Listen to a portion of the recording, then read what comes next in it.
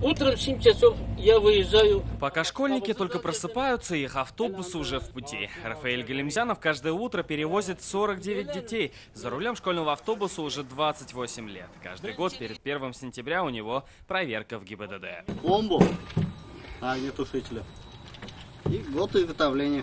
Огнетушители, аптечка, ремни безопасности. По умолчанию все должно быть в порядке. Рулевое управление проверяли, и ручник посмотрели, заменили, и лампочки меняли.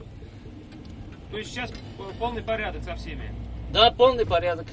Проверяется и система ГЛОНАСС. Инспектор на площадке связывается с оператором, принимает звонки и следят за передвижениями школьных автобусов в Министерстве транспорта. Нарушения фиксируются сразу. Мы должны обзванивать водителей и предупреждать, что они превысили скоростной режим.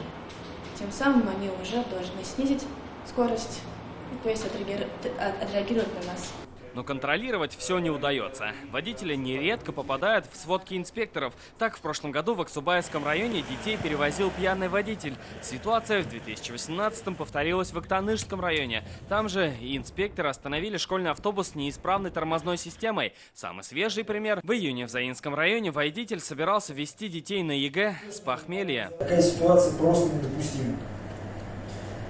Я попрошу проводить очень серьезную разъяснительную работу, применять меры дисциплинарного воздействия и начинать прежде всего с самих себя. Пока нерадивых водителей, что называется, проносит, и к жертвам их нарушения не приводят. В текущем году ДТП по вине водителей школьных автобусов, в которых пострадали люди, не зарегистрированы.